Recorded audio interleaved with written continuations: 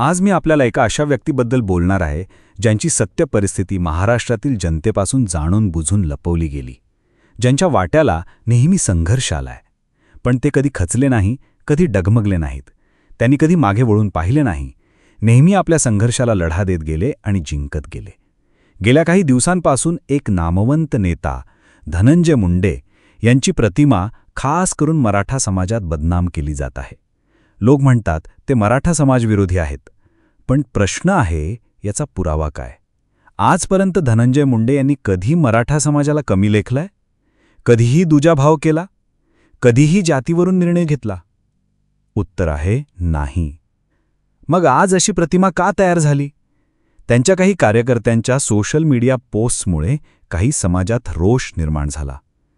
काही राजकीय नेत्यांनी संधीचं सोनं करत एका निस्वार्थी नेत्याच्या प्रतिमेवर चिखलफेक केली. अनेकदा मीडिया ट्रायल्सद्वारे जनतेच्या मनात संभ्रम निर्माण केला गेला. विचार करा, अफवा आणि सत्य यात फरक असतो. धनंजय मुंडे यांच्या काही कार्यकर्त्यांनी वाईट सोशल मीडिया पोस्ट केली असेल, पण त्याचा अर्थ असा होत नाही की तो नेता जातीय द्वेष ठेवतो. आजकाल तुम्ही पाहता नेहमी सोशल मीडियावर रोज नवनवीन मीडिया पोस्टवरून मतभेद होत असतात. कोणाचा नेता कोणी तर कोणाचा नेता कोणी यावरून सुगलबंदी चालूच असते. लाखो कार्यकर्ते त्यांच्या समर्थनात पोस्ट करतात, कोणी विरोधात सुद्धा करतो. पण याचा अर्थ असा नाही की प्रत्येक पोस्ट धनंजय मुंडे यांना माहीतच असते. काही घटनांच्या आडून काही राजकीय नेत्यांनी संधीचं सोनं केलं. त्यांच्या स्वच्छ प्रतिमेवर चिखलफेक करण्याचा उद्योग सुरू केला. मीडिया ट्रायल चालवला, अफवा पसरवल्या, बदनामी केली. पण विचार करा, एका माणसावर देशातल्या कोणत्याही नेत्याच्या तुलनेत एवढा मोठा मीडिया ट्रायल कधी झालाय का? प्रश्न तुमच्यासमोर ठेवतो.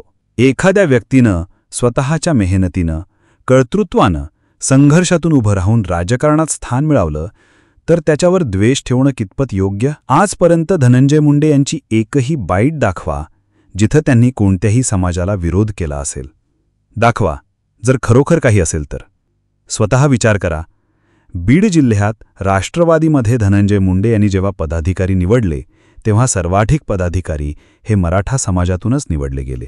कोणतीही निवडणूक असो, तिकीट जात पाहून दिलं का? नाही.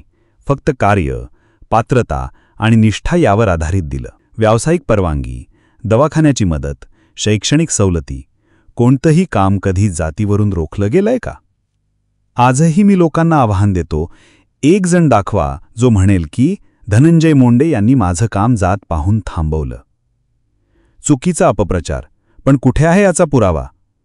आजपर्यंत धनंजय मुंडे यांनी कधीही कोणत्याही समाजाबद्दल, कोणत्याही जातीबद्दल अपशब्द वापरलेत का? दाखवा एकही क्लिप, एकही वक्तव्य जिथं त्यांनी जातीय भावना दुखावणारे शब्द वापरलेले आहेत. जर 2-4 लोकांच्या चुकीच्या विधानांमुळे, त्यांच्या चुकीच्या बोलण्यामुळे एवढा मोठा नेता बदनाम होत असेल, तर ते कितपत योग्य आहे?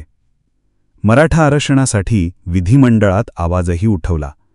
जेव्हा अनेक नेते मराठा आरक्षणावर मौन बाळगत होते, तेव्हा धनंजय मुंडे हेच पहिले नेते होते ज्यांनी मराठा आरक्षणाचा मुद्दा विधिमंडळात उठवला. त्यांनी केवळ भूमिका घेतली नाही, तर ठोस मुद्दे मांडले, भाषण केलं, जनतेचा आवाज विधिमंडळात पोहोचवला. अनेकदा मराठा आरक्षणाची चर्चा झाली.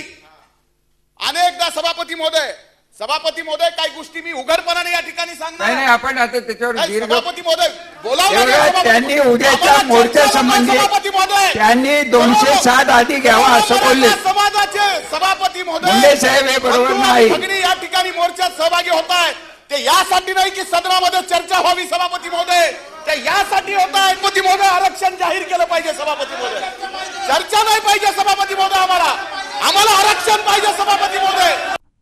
त्याचे व्हिडिओसुद्धा उपलब्ध आहेत. खाली दिलेल्या लिंकवरून तुम्ही स्वतः पाहू शकता. एका नेत्याचा संघर्ष ज्याला दुर्लक्षित केलं जातंय.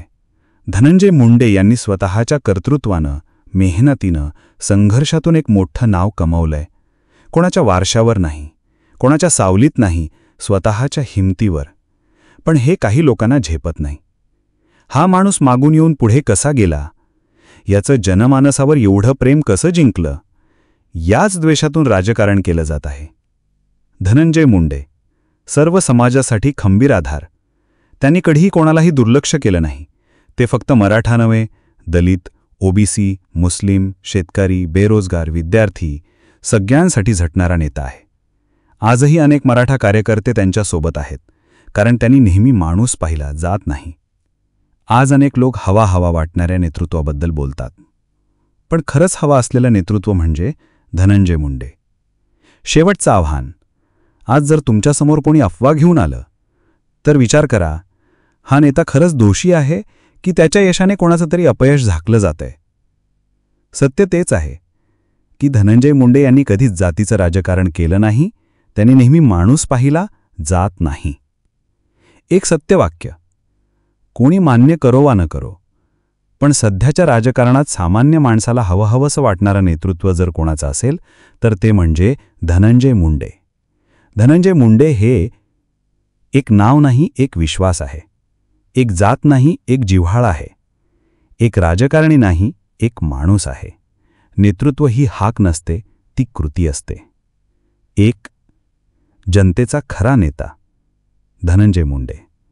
धनंजय मुंडे यांना वाढदिवसाच्या हार्दिक शुभेच्छा.